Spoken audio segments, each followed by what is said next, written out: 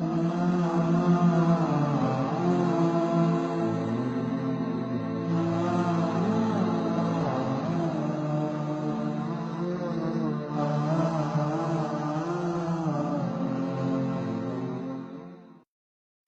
প্রিয় বোন, আজকে তোমাকে লক্ষ্য করে কিছু কথা বলবো।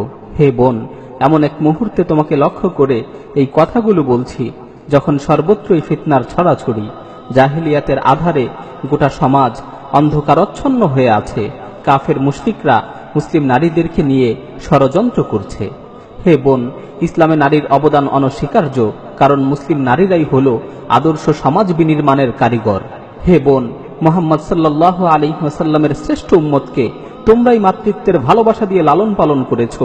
প্রজন্মের পর প্রজন্ম ধরে মুসলিম শিশুরা তোমাদের কোলেই বড় হয়েছে, তোমাদের হাত ধরেই বেড়ে উঠেছে। তোমরাই শিশুদেরকে আদর স্নেহ করে আদব আখলাক, ইসলামী সভ্যতা ও সাহসিকতা শিখিয়েছো। হে বোন, ইতিহাস সাক্ষী, উম্মার বড় বড় দুঃসাহসী মুজাহিদিন তোমাদের মতো মুসলিম নারীদের ঘরেই জন্মগ্রহণ করেছিল। উম্মার বড় বড় সাহসী বীরদের তোমরাই মাতৃত্বের ভালোবাসা দিয়ে লালন পালন করেছিলে।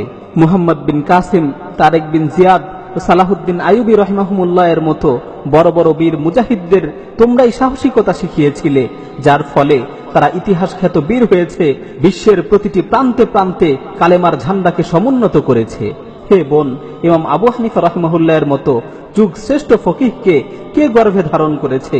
ইমাম শাফিঈ, ইমাম মালিক, ইমাম আহমদ বিন হাম্বল, ইমাম ইবনে তাইমিয়া রাহিমাহুমুল্লাহ এর মতো যুগ শ্রেষ্ঠ ওলামায়ে কেরামগণকে শিশুকালে কে প্রতিপালন করেছিল? কে তাদেরকে এত বড় ইমাম হওয়ার স্বপ্ন জুগিয়েছিল?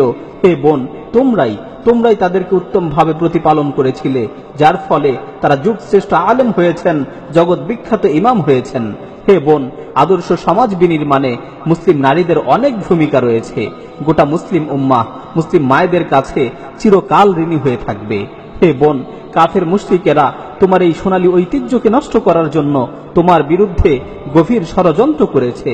তারা নারী অধিকারের মিথ্যা স্লোগান দিয়ে তোমাকে তোমার রাজকীয় সিংহাসন থেকে অপসারিত করতে চাচ্ছে। তারা তোমাকে শেখাচ্ছে পুরুষের সাথে সম অধিকারের জন্য লড়াই করো, হিজাবকে ছুঁড়ে ফেলে বেপর্দা হয়ে রাস্তায় বেরিয়ে আসো, আর কতদিন চার দেয়ালের মাঝে আবদ্ধ হয়ে থাকবে? হে বোন, বাস্তবতা হচ্ছে যারা তোমাদেরকে নারী অধিকারের এই স্লোগান শিখাচ্ছে, নারী অধিকারের এই মিথ্যা আশ্বাস দিচ্ছে, তাদের দেশেই নারীরা সবচেয়ে বেশি নির্যাতিত, নারীরা সবচেয়ে বেশি লাঞ্ছিত। বড়ই পরিতাপের বিষয়, যাদের দেশে নারীদেরকে পণ্য হিসাবে ব্যবহার করা হয়, যাদের দেশে নারীদের ভোগ সামগ্রী মনে করা হয়, যাদের দেশে নারীরা সবচেয়ে বেশি নির্যাতিত নিপীড়িত, সেই